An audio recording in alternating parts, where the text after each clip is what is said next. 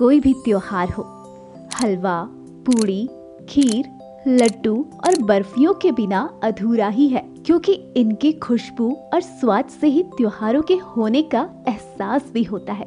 बस कुछ ही दिनों बाद करवा चौथ का त्योहार आ रहा है। हिंदू धर्म में करवा चौथ के पर्व का बहुत महत्व है।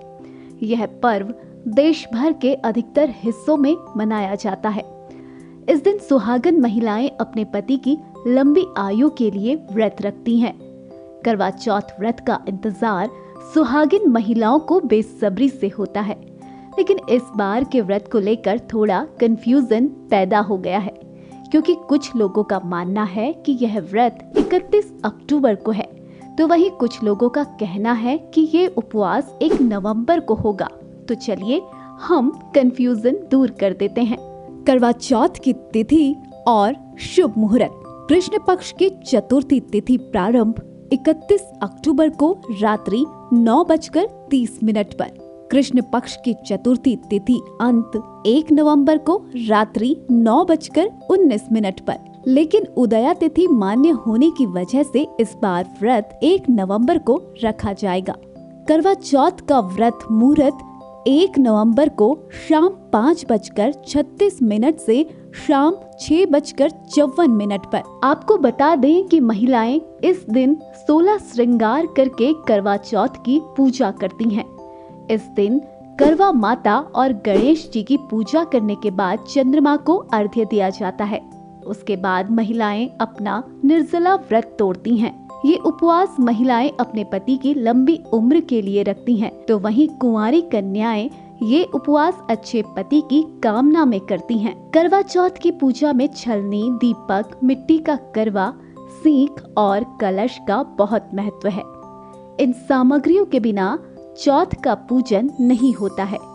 सही मायनों में ये पांचों वस्तुएं पंच तत्वों का प्रतीक है।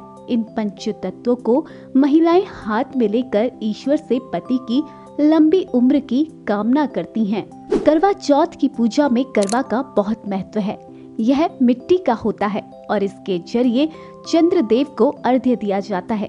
करवा को संपूर्ण रूप से गणेश जी का प्रतीक माना जाता है। इसमें लगी जल की नली उनकी सूंड का प्रतीक है। करवा के ऊपर रखे पात्र में जलाया गया दीपक चेतना और आत्मा का स्वरूप है। यह जल और अग्नि तत्व के भी प्रतीक हैं। इस तरह महिलाएं ये कामना करती हैं कि गणेश जी उनके पति के जीवन में जल और अग्नि तत्व को बनाए रखें, यानी वह जीवन को बनाए रखने की बात करती हैं। करवा चौथ व्रत की मान्यता। पौराणिक मान्यता के अनुसार करवा चौथ का व्रत रखने की परंपरा की शुरुआत महाभारत काल से हुई थी। सबसे पहले श्री कृष्ण के कहने पर द्रौपदी ने पांडवों के प्राण की रक्षा के लिए इस व्रत को किया था। कहा जाता है कि द्रौपदी के व्रत रखने के कारण ही पांडवों के प्राण पर कोई आंच नहीं आई थी। इसलिए कहा जाता है कि हर सुहागिन स्त्री को अपने पति की रक्षा और लंबी आयु के लिए करवा चौथ का व्रत रखना चाहिए। साथ ही इस व्रत को रखने से वैवाहिक जीवन में खुशहाली आती है और आपसी संबंध मधुर होते हैं।